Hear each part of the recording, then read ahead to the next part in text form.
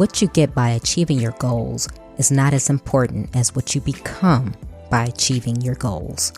That is a quote by Zig Ziglar.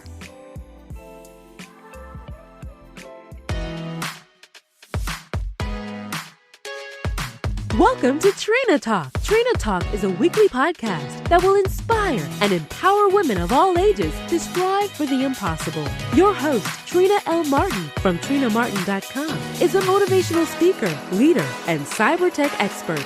Every week, Trina will share wisdom gained from her life experiences and lessons learned while pursuing her goals to inspire you to achieve the next level in your life. Now, your host, Trina L. Martin. Hello, welcome to Trina Talk. I am your host, Trina L. Martin, and this is episode 82. I would like to remind you to tune in every Friday at 5 p.m. Central Time to my Facebook Live show called Talk to Trina, where I share tips, tools, and trends in technology to help you stay connected with your clients who are remote. The topic of this week's episode is, it's not where you start that matters. My guest this week is Roman Prokopchuk. Roman is a first-generation immigrant from the Ukraine that came to the United States when he was 5 with 6 other family members who lived in a 2-bedroom apartment. From an internship with the Secret Service to getting into digital marketing out of necessity during the 2008 recession, Roman has done what was needed to position himself to succeed. He founded Nova Zora Digital in 2012 and has 11 years of digital marketing experience on over 600 campaigns, including Fortune 500 companies. Roman is the host of the Digital Savage Experience podcast and a foster parent, which he has had 20 kids in his home since June of 2018. Hi, Roman. Welcome to Trina Talk. Thanks for having me on. I really appreciate it. Okay, so before we get into your story, give me a little background on who you are and how you come to be the person you are today. Sure. So I'm a first-generation immigrant from Ukraine. I came to the United States in 1990 when I was 5 with 6 other family members. Ukraine was still under the Soviet Union, so we had to go through Vienna, Austria, and Rome, Italy to get here. We had basically sponsors, which were distant family members. So when we came to a 2-bedroom apartment. My grandparents were already retired in Ukraine and then had to kind of go back to work here, and everybody had to kind of pitch in and contribute because we basically came with no money in our pocket, not knowing the language. And my grandfather did construction for about 20 years. My dad started his own business and had several other businesses. And me personally, I graduated Rutgers University with a degree in criminal justice and was in the Secret Service as an intern before the recession hit in 2007, 2008. So I was on the counterfeit currency squad. I thought I was going to go into law enforcement. And then the economy crashed. So state, local, and federal agencies froze hiring and spending. And basically, I spent months applying, which obviously didn't get me anywhere. I was kind of down and depressed. The only thing I really did was kind of go to the gym to kind of release that stress and kind of clear my mind. So I met someone there and they saw my situation. And they basically said at the end of one of my workouts, come out to my car after your workout and I'm going to give you something. Maybe it'll help you out. So obviously it's a little sketchy. But I walked out and basically they opened their trunk and handed me a packet. And it was about search engine optimization. They said, basically, read this, take a month or 2, go online, read up some more, and you can do it for my company. I have a need. So that's where I got my start in digital marketing. I did that for a few months for them and then got picked up by a company called LexisNexis. I was there working on legal clients, small, medium, and large-size law firms across the country. And when I left there, I had kind of the elite clients, which is 6-figure and higher spends for each client, and was a senior level strategist specialist. And then after which, I was at other agencies, and I held a director role in each agency, account director, director of digital services and solutions. And in 2012, I started my own agency. And I've had that ever since. And about two and a half years ago, I also started my podcast, which was kind of a passion project. I always wanted to do it, but never thought I had the time or kind of the expertise, and kind of just ran with it. And then kind of in terms of my personal life, me and my wife are foster parents. So we fostered 20 kids since June 2018. That kind of keeps me, level-headed and humble, and it's a learning experience with each child. Wow. I'm just taking notes of things to ask. So first of all, I'm very familiar with LexisNexis. So I get questions for you for that. But so your family came from Ukraine in 1990. So how old were you then? 5. So it's actually this March was 30 years being in the United States. Okay. So what made your family do that? Because you said your grandparents had already retired. Was it the atmosphere in the country? Was it something that they always wanted to do, or they just said, hey, this is kind of a life or death situation, so we need to get out and move and go somewhere else? That's when the kind of Soviet Union started lessening up being able to immigrate out. It was 2 years before Ukraine gained its independence. So Soviet bloc countries started kind of, the drive for kind of independence, and, the Berlin Wall fell and things of that nature. So the climate there, I still remember, it wasn't favorable. So people think it's kind of tough here. We left, one reason was religious persecution. So if you went to church, they stripped you of things. So my mom basically was valedictorian. She got stripped of that because she went to church. Other family members, were taken to kind of Siberia to work camps, and kind of basically you get worked to death because it's so hard. And, there was KGB and people disappeared and all kinds of stuff. And, here, I guess with the coronavirus, people have to wait a little bit. I remember waiting in like bread lines for a few hours with my mom. So it's a different climate. It made me who I am in terms of kind of grit and not taking things for advantage in terms of being in the U.S. And we basically came there. One reason was because religious persecution, and then the opportunity arose itself when we got basically a visa to leave. So we took that opportunity and, never really looked back. I've been back twice, but other than that, it's still one of the most corrupt countries in terms of the government. So, starting a business is hard. So you start a business and you have competitors. If those competitors pay off the government, they can basically push you out. The government can fine you. So there's a bunch of shady stuff. So the system in which to kind of flourish as an entrepreneur or start a business, it's really hard. Yeah, I gotcha. Yeah, so so you are no stranger to hard work. You know what it is to put in the grind and the hustle, which I always admire that about people who come to this country, because you put in the hard work, and then you have people that are born right here, and they're kind of like, they expect things to be given to them. And it's just always amazing. It's funny because I look at that in my children. Like I was born and raised in Chicago by a single mother, didn't have much. And my children are basically children of privilege. And I kind of, it's my fault, right? Because I was like, oh, I wanted my kids to have better. So now it's kind of like they're kind of little snobs and going, you don't have any idea what hard work is. So I really admire that in you. So you got here, you did the work, you went to Rutgers, you got your degree. And tell me about when the guy comes up to you and he's like, hey, come to my car. And, what were you thinking when you followed this guy out to the car? What were you thinking was going to happen? Or were you like bracing yourself like, okay, if this guy tries something, I'm ready to fight? What was going through your head? No, we've had conversations before, and he was, a friendly guy. We worked out together prior. We weren't necessarily like friends, but acquaintances, one of the people you see somewhere, at the gym or other places that you frequent. And it's one of those, short conversations, hi, bye. Mm-hmm. But I didn't really know what direction that conversation was going to go or what was going to transpire. But, I could have said no, I guess. But at that time, I really didn't have a choice. So I did it out of necessity. I knew the economic climate wasn't necessarily getting that much better anytime soon in terms of hiring within the criminal justice field. So I basically said, I really don't have anything to lose because I'm learning something new. At that time, I didn't know how much in demand the field was.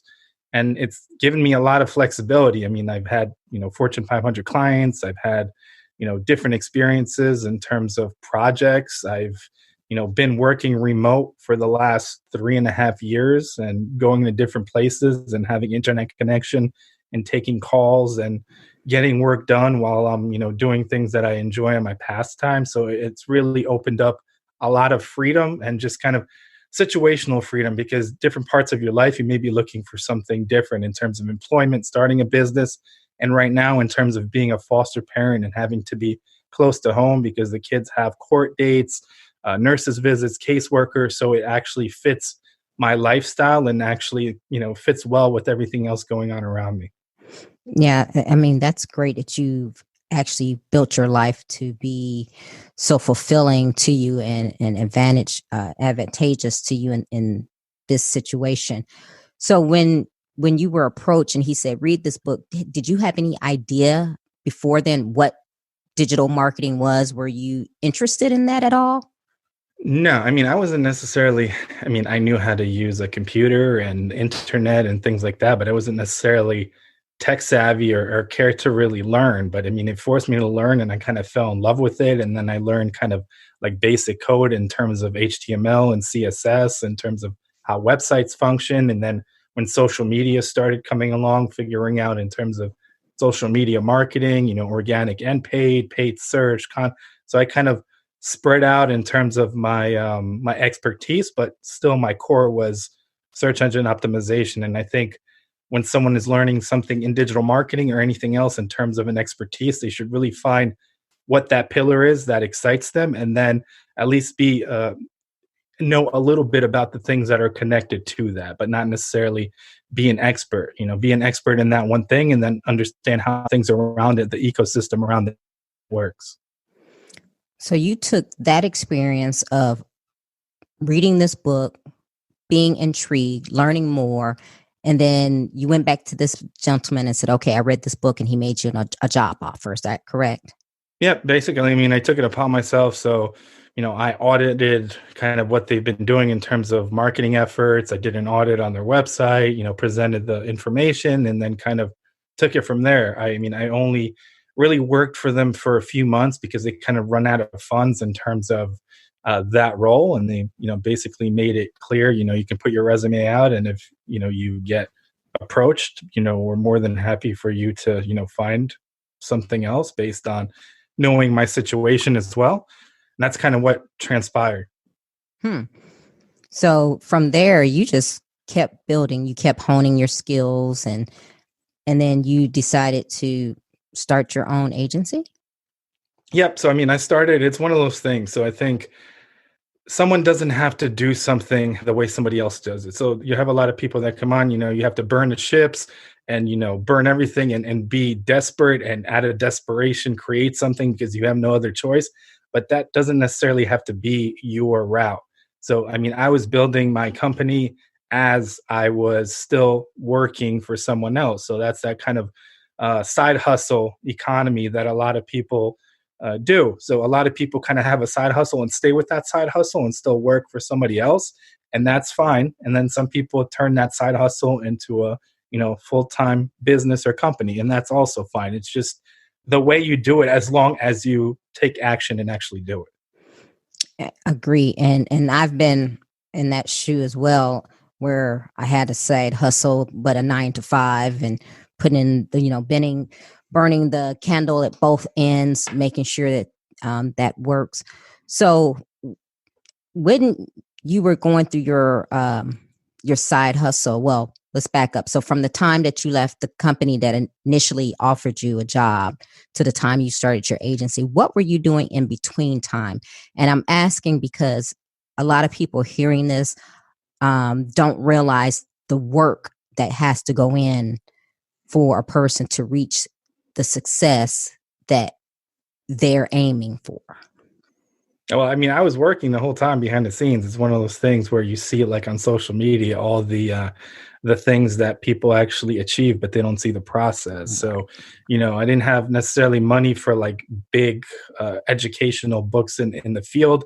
So that company had like a database. So I was like kind of bootlegging and downloading as much on my USB file as many books, few 100-page books, and then reading in terms of kind of digital marketing and how it kind of matured in those years. I got into it 2008, 2009, but 2008, 2009, 2010, 2011, there was a lot of changes in terms of kind of the internet, ecosystem in terms of digital marketing. So all these books were coming out. I was reading them anytime I had there.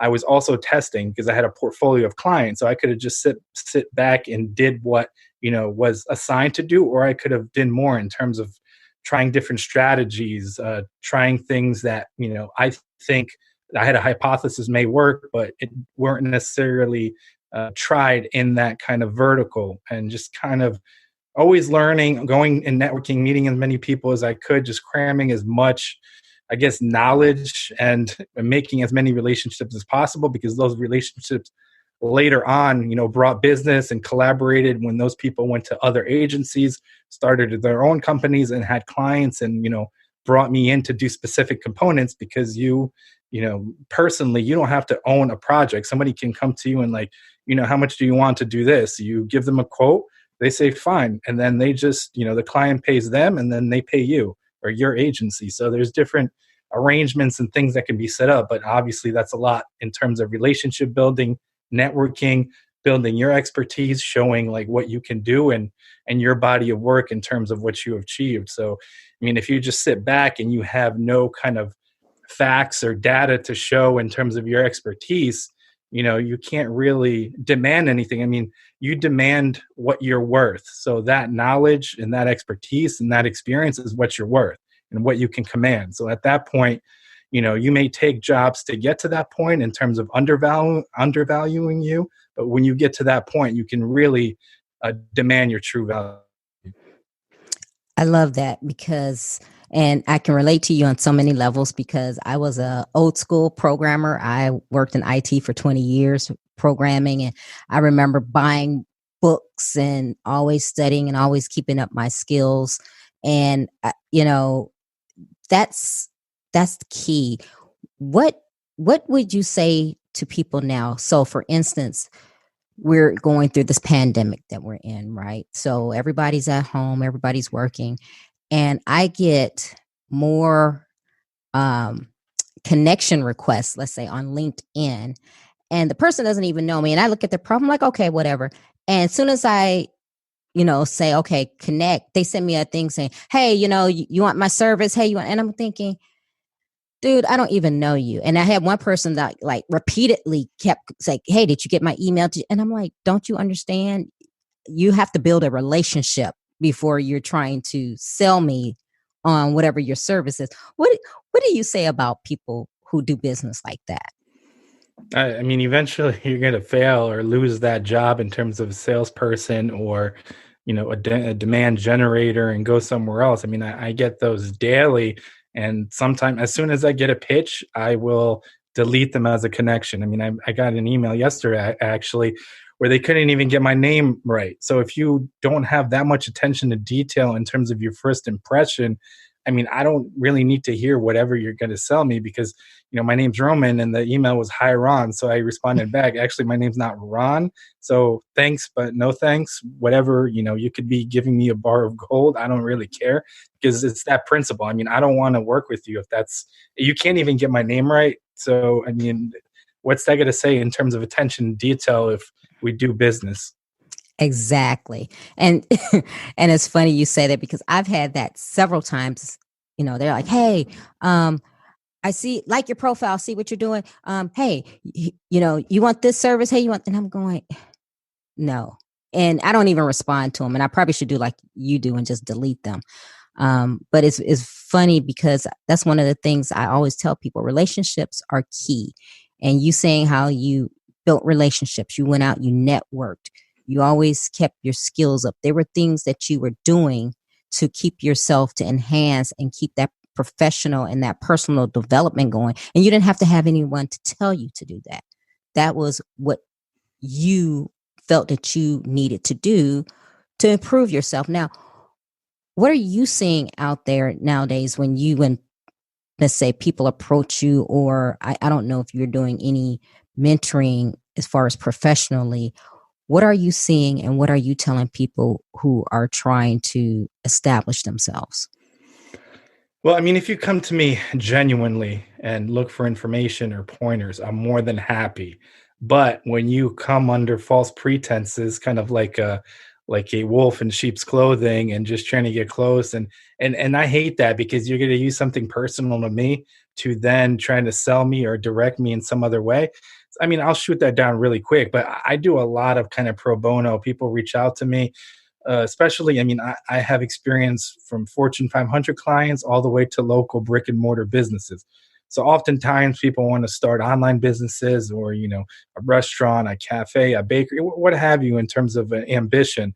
And I jump on a Zoom Skype call or give them a call. And then, they just pick my brain in terms of ideas. And then, if they have the budget and would like to work with my company, fine.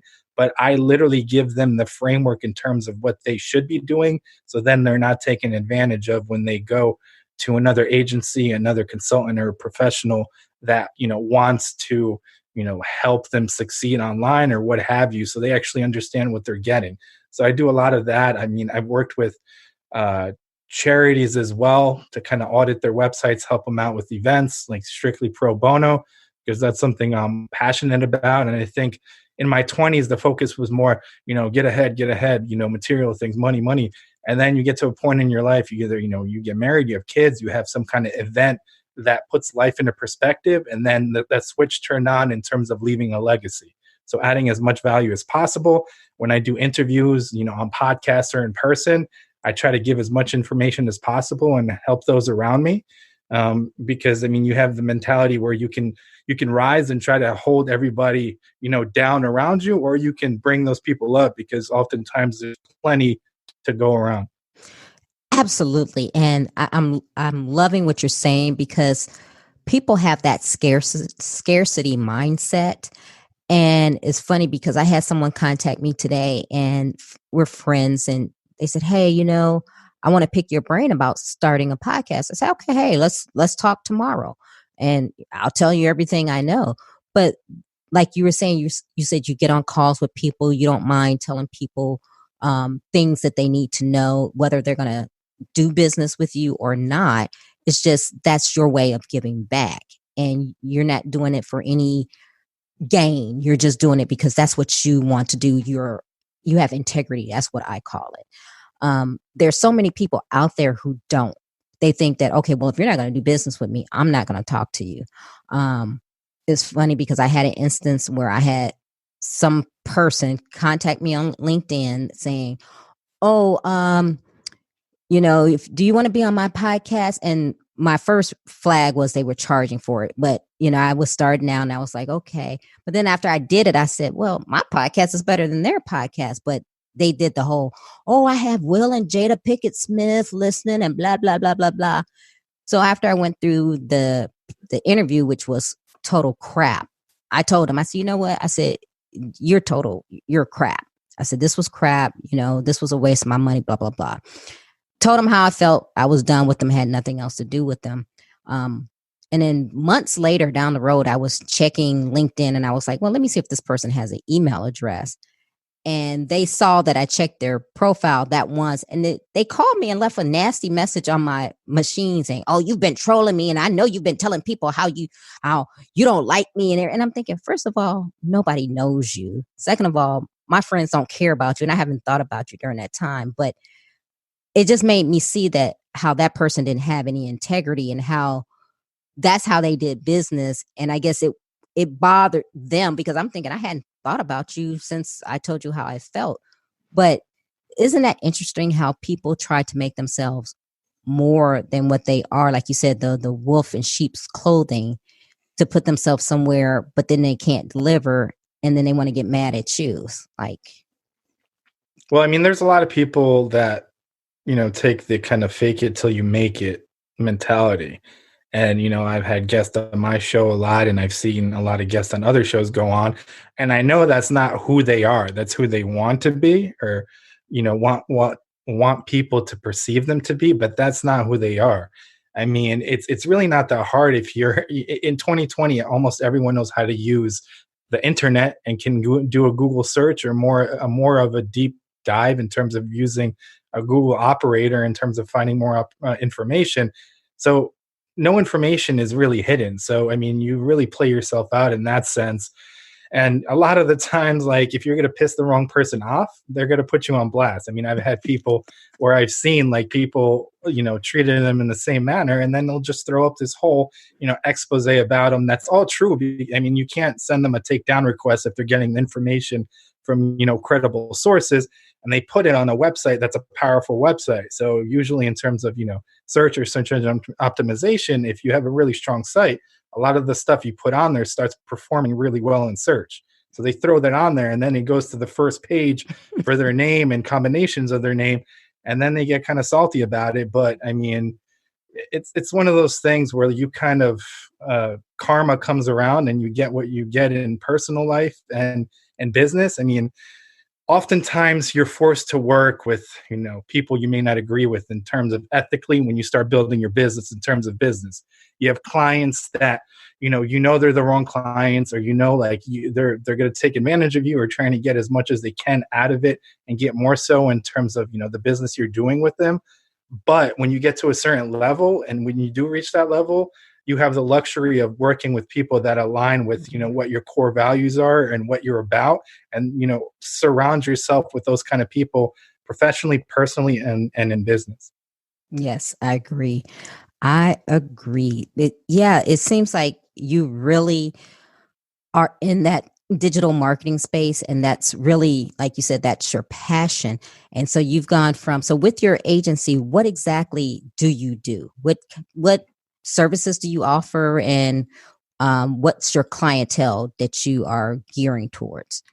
Yep. So kind of strategies and tactics. So search engine optimization, content strategy, overall tactical planning in terms of, marketing campaigns online, organic, social, paid search, and other emerging things. So, I ran media buys now with actually podcast networks on different bigger shows. So I just had a 200,000 impression buy on PRX, which is a top 5 podcast network, on the show TED Talks Daily, and basically building relationships in the podcast industry. And I think that's kind of the new way in terms of building relationships, building backlinks in terms of SEO value, in terms of a natural way of doing it, and creating referral traffic. And it's also a good way to piggyback audience that are already qualified. So if you go on a podcast that aligns with who you are and the people you want to reach, you're automatically reaching a community that is aligned to what you're trying to do. So basically tactics and fulfillment, some creative website design and development, but I choose not to take those clients sometimes because there's a lot of work, and a lot of the times you end up losing money on those type of projects, but we do that as well. But like I said, mainly the tactics and the strategy side of it. Okay, great. Were you at Podcast Movement 19? I was in Orlando. I was there too. Yeah, I was there too. I was like, oh, I wonder if I ran into you. I was there. It was my first. I thought, in terms of the value I got, it was the best hands down conference I was at for the price out of any digital marketing conference, out of probably any conference I've been to. Okay. Yeah, that was my first one ever going to, but I had already launched my podcast. So I was ahead on a lot of things, but then the other things I really learned a lot, and I did a lot of networking. So the networking was probably the biggest takeaway for me, is I met some really great people and did a lot of networking. So that was good.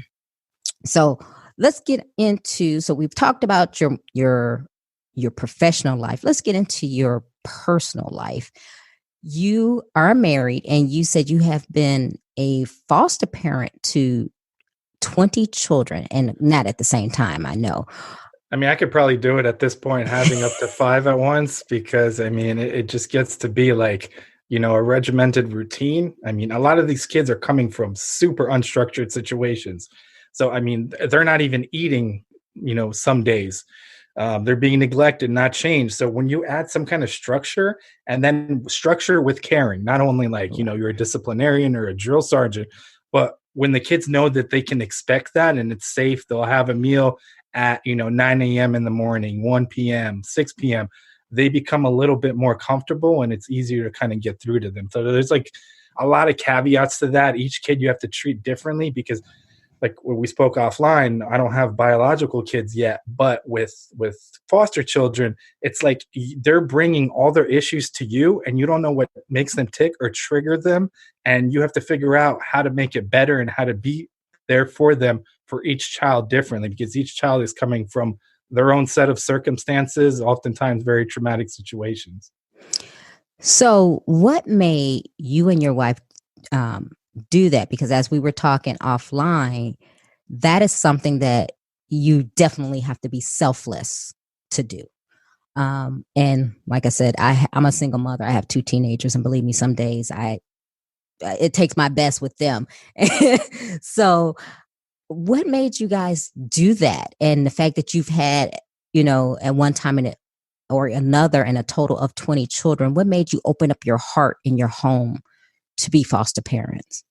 Yeah. So before that, we've been, trying naturally, but we've been doing infertility treatment. In the last 3 years, me and my wife have had 5 miscarriages, 2 of which were on back-to-back Christmases. So Christmas, is supposed to be a fun time, but now triggers those memories, which, you can't really get rid of it because it happened.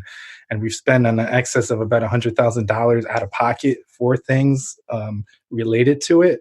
But we're still naturally trying, and, still doing the infertility. Hopefully we can do another embryo transfer when this whole quarantine, coronavirus stuff ends. But yeah, we made the decision, why not foster? And we're specifically designated as foster to adopt.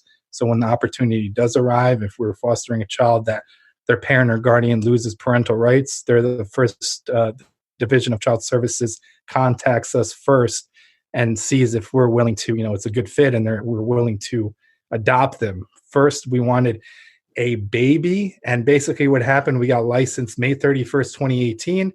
June 1st, 2018, they dropped off 2 kids. So basically said, these kids are coming from a different home. The foster parents said they can't handle them. You're kind of the last on the list. If we, we're unable to place them with you, we're going to end up splitting them up. And it was, a 16-month-old and another child short of 3 years. So we talked for like literally 2-3 minutes, because that's all you really have to make a decision. And we said, could we really split these 2 kids up? And because all they have is each other right now. And we said, no, let's try it. And we had them for a year. We actually were told we were going to be able to adopt them, but they ended up being reunified with their biological mom.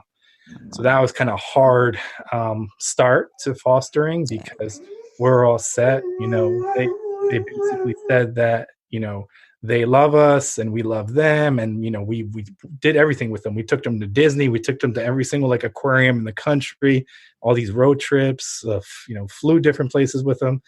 And then, we had no control over what happened. So it was heartbreaking. We took, a few weeks off. We actually went to a family reunion in Hawaii for 2 weeks. My wife's side of the family is from Hawaii. And then we came back and eased into it, doing short-term placements. A lot of the time they're called respites. So you basically relieve other foster parents that are either going somewhere they can't take the foster children, or they just need a break. So we got into that. And then last August, we took our first long-term placement after the boys we had for a year. So we had them actually up until March 3rd. They were actually reunified with their biological dad. And now we have 4 boys, which is crazy. And being quarantined or whatever, self-distancing or whatever you want to call it, and having to kind of homeschool or virtual school them now. And it's been raining for, several days and all this. And it's just like, boys have a lot of energy to burn, and they're just like, a lot. But I mean, it is a blessing. I think I've learned something from each child in terms of patience and different things I can apply with my business and how I can communicate with others in terms of kind of emotional empathy. Wow. So have you had all boys? Have you had any No. girls in there? No, we've had girls. Actually, the second longest placement, we had a girl.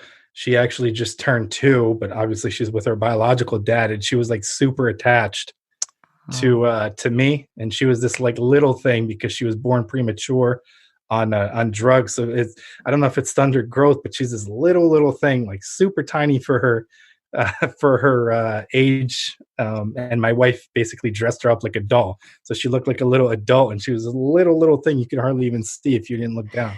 So we did have girls. We had 4 girls. So we had 4 girls and 16 boys. wow. Wow. That's amazing. And thank you for sharing your story with me. I have, I'm a firm believer that everything happens for a reason and there's a plan for your life. So whether it's you adopting one of your children or having a child naturally, I think whatever that is going to come at the appropriate time. So I really feel that you'll be blessed in some kind of way with that. But that's amazing. So how do you find the time? So you're a business owner, you're doing all that you do. I don't know, what your wife does, but how do you guys find that time? I think people can be like very surprised in terms of when they can make time for certain things they don't need. I mean, people take time to, binge on Netflix or do this or do that. If you eliminate things and then focus on the things that you want to do or are a necessity to do, you can find the time. Saying I don't have time is just an excuse. There's some nights I go to bed 3, 4 in the morning, but it is what it is. So if I want to do something, like even, with my podcast, if I want to get something done and I know I want to get it done by a certain, time or day or have a deadline, I could either say, "Oh, I'm tired," put it away for another day because I need the rest, or just do it. So, I mean, I think with like even with the fostering or the business or learning and being self-taught in the field that I'm in, it's just one of those things you need to want to do it. I mean, there is like no excuse to do so. And I think, I mean, I'm not gonna, fault people for like staying in the same career or something for ages, because there's situations you have a family, you don't want to lose your job, you have a pension. But oftentimes, in my 20s up until now, I jumped around a lot and did a lot of things to try as many things, meet as many people, and get to a point where I was like truly, content and happy. Because I think if you like sell yourself short or stop at a point where you don't follow kind of to reach your goals, you become complacent, and that complacency is kind of the death of innovation and creativity. I agree totally. And I've never been one either to just want to stay in the one spot, which is funny because I've been in the military for 30 years. And I never thought that I never thought that I would go past 4, but that's a whole different world. But it does, you have to really get out of that comfort zone and follow your heart and do the things that you want to do, and do it scared, because that's what it's about. No one knows how it's going to be. There's no guarantee that the business is going to work or you're going to get clients. You just have to do it and go out there. So, yeah, that's all to it. Yeah. So what we didn't touch on is after you graduated from Rutgers, you said you did a little bit of the counterfeit currency. So were you into Bitcoin and things like that? Or Bitcoin wasn't even out, honestly. Basically, I got an internship with the Secret Service. So Secret Service people just think they do protection. So the president, dignitaries, but their dual role is also working for kind of, the Federal Reserve, Right. and to basically track down and investigate, different counterfeit currency schemes, rackets, that kind of thing.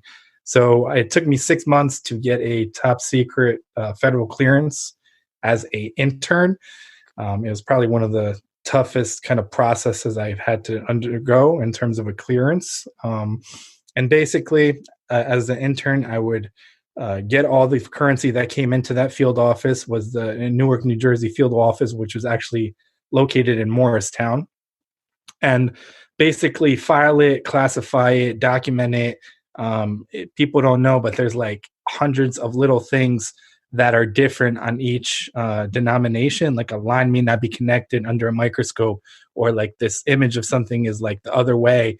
And then you have metal fibers. If you really look close, blue and red, they should be there. And then the watermark, and then the little strip with the denomination on it. If you look under a black light, it should be a certain color. So there's just like tons and tons of things. Like some people are really good counterfeiters, so you kind of go down the list. Okay, does this match? Does this match? Does this match?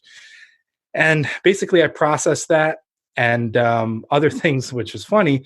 We screened the mail for bombs and suspicious materials. So they had the interns doing that, which is funny. I never really found anything, but we were kind of the pawns. So it was like, get the mail. It was a time, I think, a lot of those anthrax things were going on, like in the mail, so which was a little bit sketchy. But yeah, I did that for like a semester, my last semester when I graduated. I got to go on, it was still George W. Bush's last kind of few months before the election of Obama being elected. I went on a protective duty for one of his daughters. They had like a book tour. We got to go to the range and kind of shoot all those guns. So I was like a college student. That was really fun. And I thought I wanted to do that beforehand also, but then I saw that, an agent has to move posts. So every few years you have to move from, different places of the country. And at least one point in your career, you have to have that kind of Washington, that presidential or vice president detail. So, I had to kind of think about if I really wanted to have a family, does it make sense to move my family around? Do I really want to do that? And, I didn't really want to, take that route. But speaking of the military, I was also going to go to officer candidate school for the Marine Corps. So I was doing that OCS training, and I was ready to ship out to Quantico. But I got an ulcer that I thought, I didn't have an ulcer, and it was like internally bleeding. So I couldn't do the pre-ship PFT. And I went to Europe and they found it. And they're like, if we didn't find it in a few months, you could have died. But it was caused. This ulcer is caused by stress. This was caused by a bacteria called H. pylori. So if you go on a antibiotic, like booster, like I think it's like 4 drugs for 2 weeks, it heals it. But if you don't, nothing will make it better. And this thing was eating away at me for, I would say, a few years, and I really didn't do anything about it or didn't think of it. And like I said, right, like running with like the lieutenant colonel of recruitment in Manhattan, actually on the West Side Highway, because the recruitment center for officers in Marine Corps was on the USS Intrepid. And we're running on the West Side Highway, and then I stop and start spitting out blood. So I was just like, I can't, and that ended up, if I probably went to OCS, I would have probably died. So that's kind of a connection to the military I have. Oh, man. You have a phenomenal background and story, and I can actually just continue to talk to you and pick your brain. But I'm going to move into the questions. So are you ready for the questions? Yep, let's do it. Okay. Question number 1. Who or what motivates you? I think my family, my faith, and the people before me. My grandfather passed away last February. And before he passed away, he told me he was proud of me in terms of what I achieved, the fact that I'm fostering, basically raising other kids for parents that couldn't step up. And, I went through the grieving process, and then I saw I need to keep doing my best to basically honor him, because he would want me to try my best and, do whatever I could as long as I was still here on earth. Okay. What demotivates you? I would say, I guess, negative people or negativity. I mean, I guess maybe that's a common answer, but with like current times, you put the news on and all this, death and disease and other things. And, the unemployment rate may reach like 30-something% and all this crazy stuff. So I just get the current climate, I guess. But I mean, I listen to as much as I need to, and then everything else trying to focus on how I can better myself and take advantage of the situation, because ultimately, we still have TV, internet, food, most of us. I mean, I'm sure there's unfortunate people out there, but, we still have a lot to be thankful for. Right. When was a time that something was said or done to hurt you, but it worked for your good? I would say there were times at some agencies I was at, where I clearly had more expertise than people I would report to. And sometimes when you're in that situation and more, those people are insecure, and it threatens them because they think they're going to take your job. So they try to sabotage you and stuff like that. But when people talk bad about you, or you didn't do this, you didn't do that, I'm very kind of detail oriented. And then I think not bringing emotions to an argument, I bring facts. So when they're like this, he's bad, he's this, and I'm like, well, actually, I increased the overall ranking of this client by 50%, and they're doing the best business they've done in 10 years. So I'm pretty sure that doesn't necessarily align with the real narrative. So I think situations like that I've overcame, and I think handled it in a professional manner. What is your fear? My fear, I think, is not doing as much as I could, or missing out on something where I could have done something, and it being 10, 20, 30 years from now, and knowing I could have done more about it to basically achieve where I wanted to get. I mean, I think people regret the things they didn't do and not the things they did, even though, you may have a mistake or a failure, as long as it's a learning experience. Okay. So that may fall right in line with this next question. Is there a time when you wish you had done something that you didn't? Yeah, I mean, I think there's a few years that I've made it a point to go like super heavy on networking. So I met a lot of people where people have to pay at conferences and private events to meet, but I kind of hacked the system because I live, 45 minutes from Manhattan, and there's a lot of influential people there.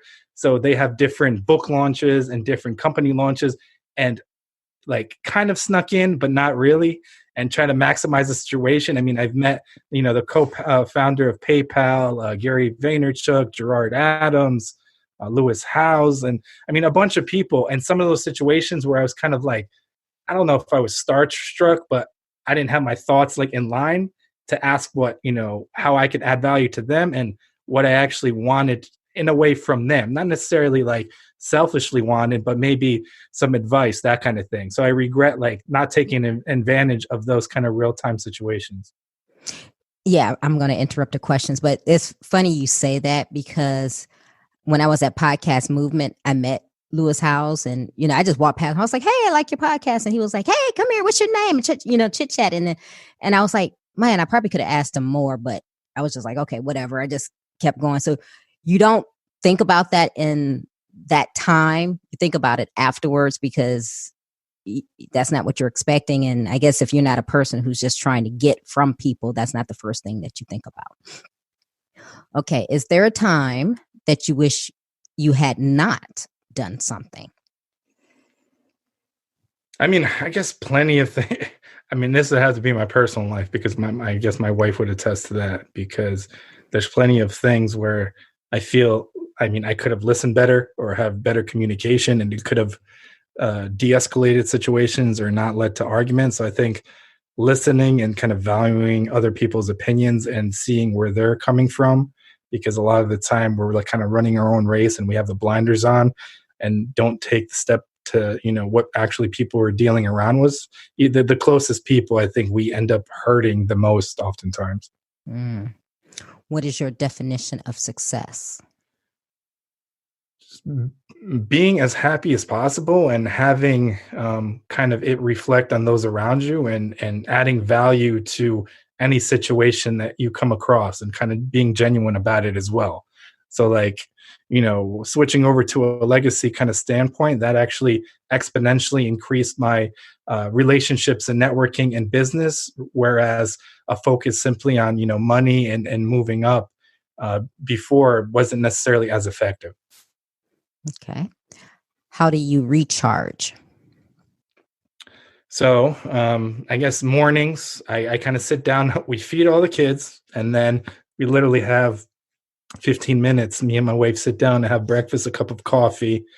And then I take my dogs out. I sit down and read a little bit. And that's kind of my routine, or taking a step back. Sometimes, oftentimes maybe you get an email that's very hostile or passive aggressive. Before writing that, like that fire back email, just taking your time, understanding or having emotional empathy. Maybe they're dealing with something too outside of that email. And sometimes just taking time away, just getting down, doing a few push-ups, or just like going for a run, or just doing something to clear my mind and getting the energy up. And I obviously fail. Everyone fails, and aren't necessarily motivated 100% of the time, but kind of trying to avoid those kind of emotional driven blunders. Good advice. What are you awesome at? At this point, I would say digital marketing. I would like to think kind of reading people a little bit. I'm not an expert, but after interviewing about 140 people in a year and just having a lot of relationships with clients and relationship building over the years and going through different situations, personal and professional, I think I read people a lot differently than I did before, and kind of understand where they're coming from. And usually my opinion to begin with, or my kind of conclusion, aligns with their intent or their objective. What legacy do you want to leave? Just that I tried as much as I could to help as many people. Like you said, I've had 20 foster kids. That time could have been used to chase material things, or just grow my business in a different way, or real estate investments, or other things. But I think everything in life has kind of its season, and you're never given something that you can't handle. So, even you may think you can't handle, but it's just like that back of your mind kind of psyche, because it's something new and it's something that makes you uncomfortable. And, humans like routine. And when you take a human out of routine, they start kind of, panicking like a closed animal, in terms of not knowing what to do and getting all, agitated. Okay, Roman, give the listeners one motivational takeaway. I would just say utilize your time to the best of your abilities. I was thinking about this the other night. I graduated high school. When I'm 35. So literally this August, a whole lifetime has gone by since 18. So 18 to 36. And I don't even know where the time went. It's just one of those things where time is not going to wait for you, or for your dreams or your goals or fixing relationships.